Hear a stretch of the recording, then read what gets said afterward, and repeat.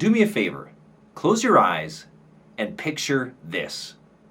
You're lying in a bunk on a boat, rocking back and forth, listening to the waves lap against the hull. And as you drift off to sleep, you hear thunderous rain pounding on the decks above you and a roaring wind lashing against the sides of the boat. Early in the morning, you're woken up when the captain blasts the ship's horn. And although it's before daybreak, you leap out of bed, you grab your camera gear, and you go charging upstairs to the upper decks of the boat. And when you get there, you find that the rain has stopped, but clouds obscure the world around you.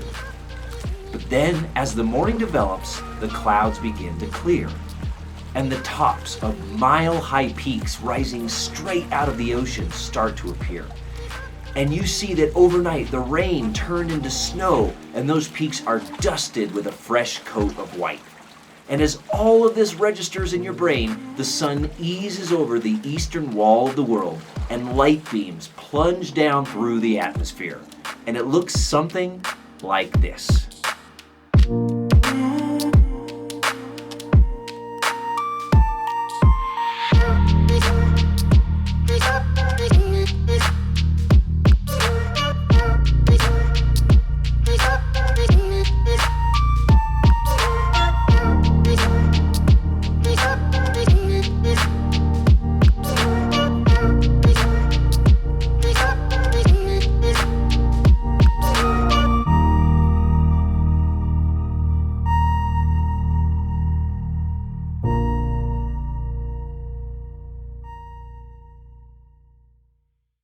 Greetings, my excellent friends. It's no secret that I love New Zealand. I've spent over a year of my life exploring and photographing what is one of the most astounding countries on the planet. And it's never far from my thoughts.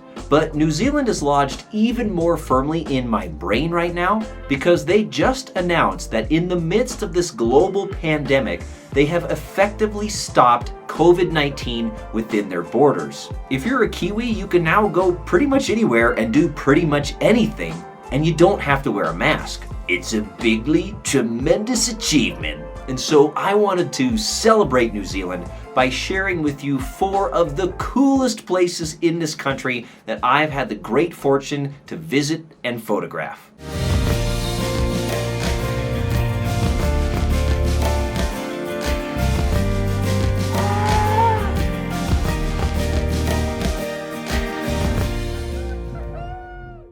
I've been all over the North and the South Islands of New Zealand, and while they both have a lot to offer, the South Island is what pulls me back over and over thanks to its rugged good looks and its vast wild spaces. And that wild place that I mentioned at the top of the video, it's called Doubtful Sound. It's in Fiordland National Park, and it's one of the magic places of the world. And if you go there, I highly recommend that you do what I did and you stay overnight within the fjord itself. You won't regret it. And while I could gush on and make an entire video just about Fiordland, there are a couple other things that I wanted to show you.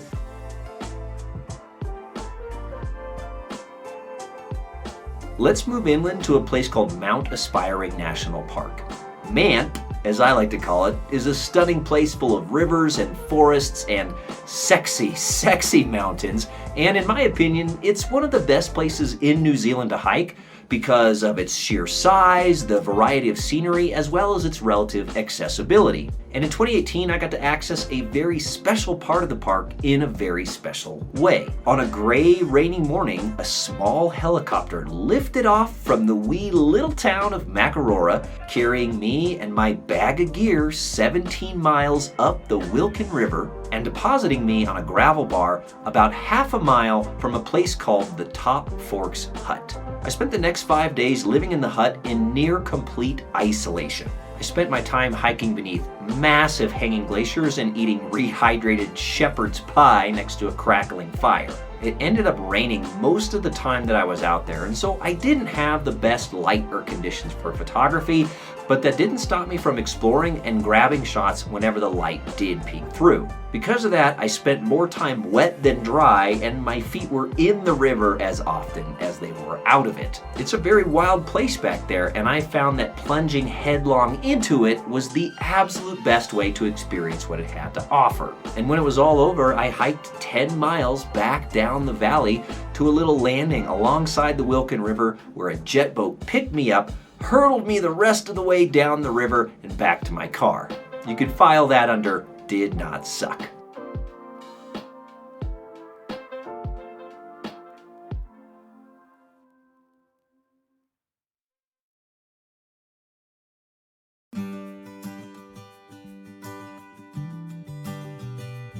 If you've been following me for a while, you know that I cut my teeth in photography shooting seascapes in Santa Cruz, California. And while I live in the mountains now, the ocean has carved out a really special place in my heart. So whenever I get an opportunity to visit a unique beach, I jump at the chance. And there aren't many beaches more unique or more beautiful than Farawiki Beach.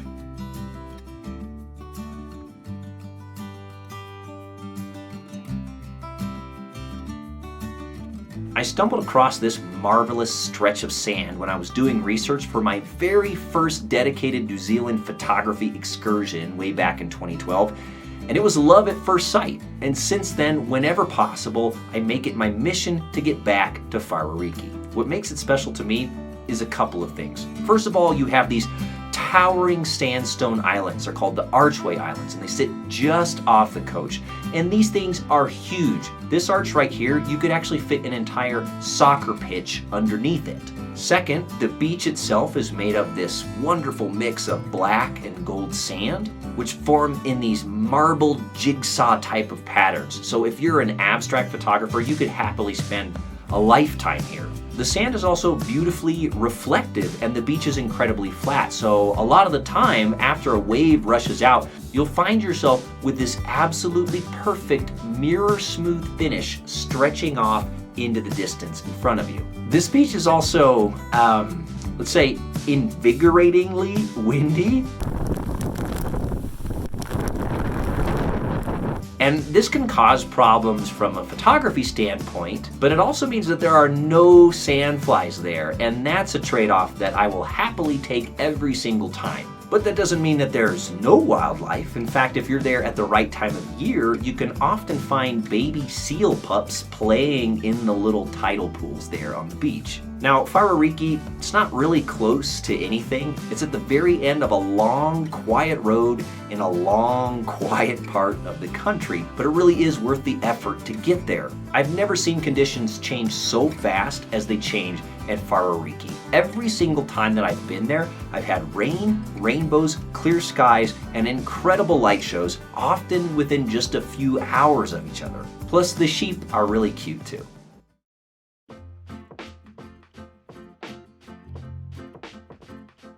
Finally, I'd like to take you back to the mountains to an extraordinary place called Aoraki Mount Cook National Park.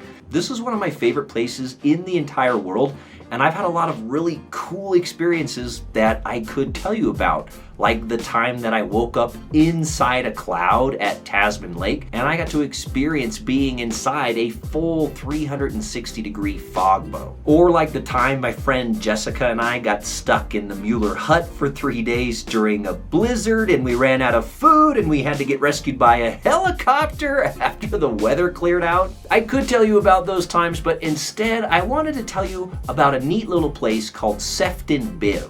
Now, if you've been to Mount Cook, more likely than not, you've hiked the Hooker Valley Track. And this track, for those of you who don't know, it's just gobsmackingly beautiful. It passes under huge peaks. You take suspension bridges over these wonderful glacial rivers. The track carries you past unrivaled views of Aoraki Mount Cook, which is the highest peak in New Zealand. And finally, it deposits you on the shore of a lake that's full of icebergs. I mean, it's pretty friggin' cool. But somewhere along that track, if you know the right place to turn off, you can follow a stream bed to a pile of talus, to a little cleft in the hillside, to a very rough track that leads you up the mountainside to Sefton Biv. Sefton Biv, or Bivvy, it's one of the maintained huts within the park. And I really mean it's a hut. I mean, it's just 4 walls, a roof, and an outdoor toilet with the world's most insane view. And this hut is normally used by mountaineers who are trying to climb Mount Sefton or the Footstool. And although I'm not enough of a mountaineer to really tackle a serious objective like that, I do like to get up into the thick of things,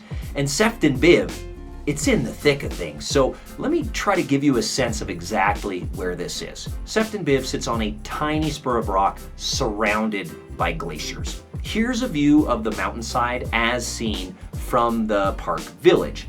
And as I zoom in more and more, look for a tiny orange dot. Okay, yeah, there it is.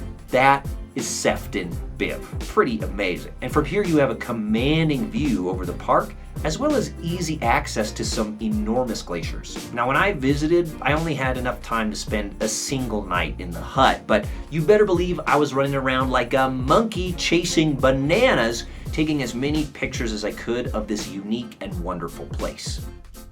Now, one point of safety, if you ever have a chance to visit the Biv, you should expect a very strenuous climb to get up there, and I recommend that you bring crampons and an ice axe as well. If you're gonna get on the glacier, that's absolutely mandatory. And if you don't have any glacier travel experience, you gotta go with a guide or somebody who is experienced. I don't wanna be responsible for you being as dumb as I once was. All right, that's gonna do it for this video. If you enjoyed this virtual photo tour of New Zealand, please like and leave a comment and subscribe if you haven't. That helps tell YouTube to show this video to other people, which helps me grow the channel and make more videos. I really appreciate it. This is Josh Cripps signing off, so until next time, travel well, be safe, love the landscape, respect it, and as always, happy shooting.